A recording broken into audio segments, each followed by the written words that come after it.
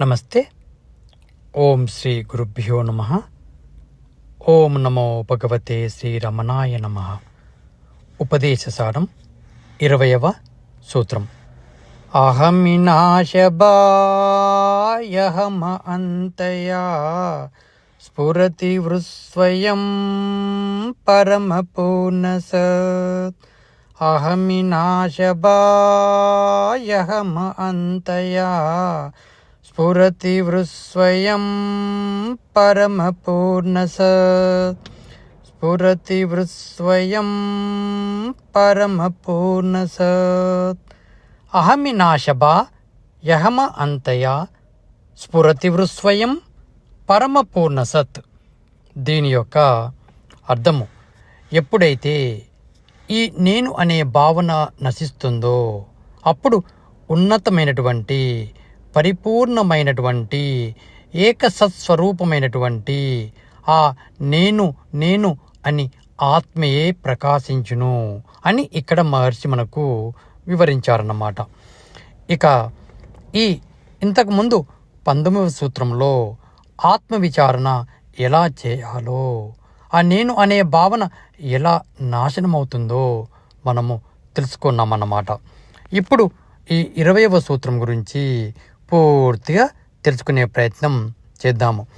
ఈ 20వ సూత్రము అర్థం కావాలి అంటే గనక మనకు అహంకారం అంటే ఏమిటో, అహం అంటే ఏమిటో, ఆత్మ అంటే ఏమిటో పూర్తిగా తెలుసుకోవాల్సి ఉంటుందన్నమాట.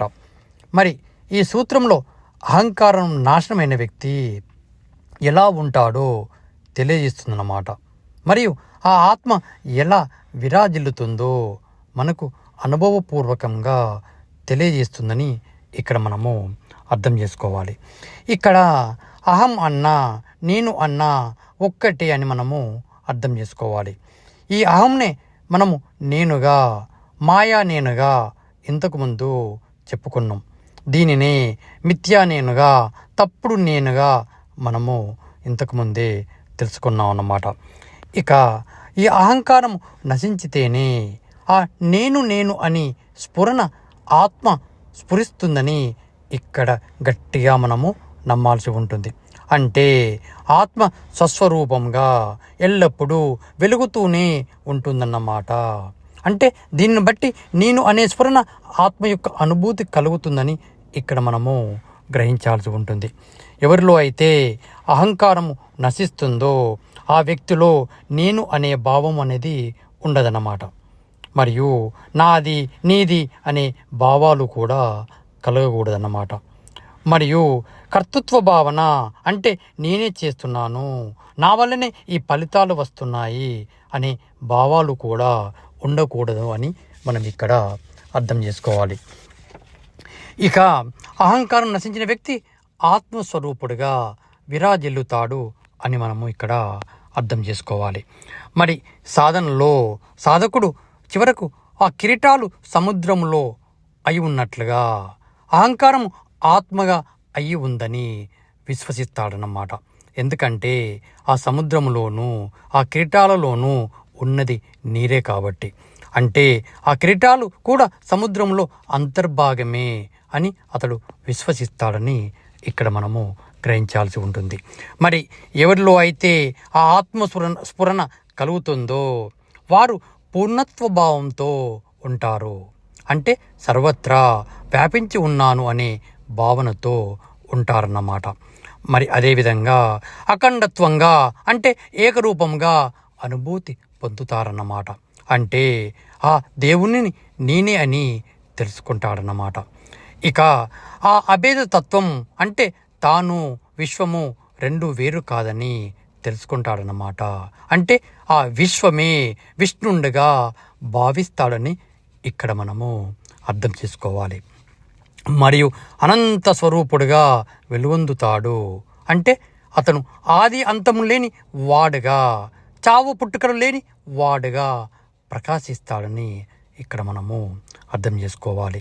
అదేవిధంగా స్వస్వరూపుడుగా విరాజిల్లుతాడన్నమాట. అంటే శాశ్వతంగా ఉంటాడన్నమాట. ఎవరిలో అయితే కనుక ఆ సహజ సమాధి స్థితి జరుగుతుందో రమణ మహర్షిలాగా శ్రీరామకృష్ణ పరమ అంశలాగా, అంటే సదా ఆ పరమ ఆనంద స్థితిలో ఉంటారన్నమాట అని మనం ఇక్కడ విశ్వసించాల్సి ఉంటుంది. అప్పుడే నీవే శివుడవు అని అర్థమవుతుందన్నమాట. అంటే ఇక్కడ మహర్షి మనల్ని అనాత్మభావం నుంచి ఆత్మస్థితిలోకి తీసుకువెళ్ళే ప్రయత్నం చేశారన్నమాట.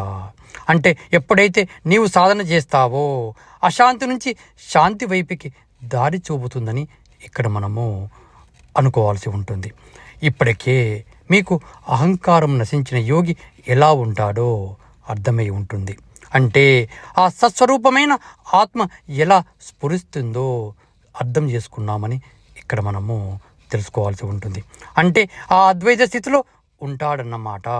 అంటే ఆ శివుడు, దేవుడు, భగవంతుడు వేరు కాదనే భావన తనలో కలుగుతుందని ఇక్కడ మనము విశ్వసించాల్సి వస్తుంది.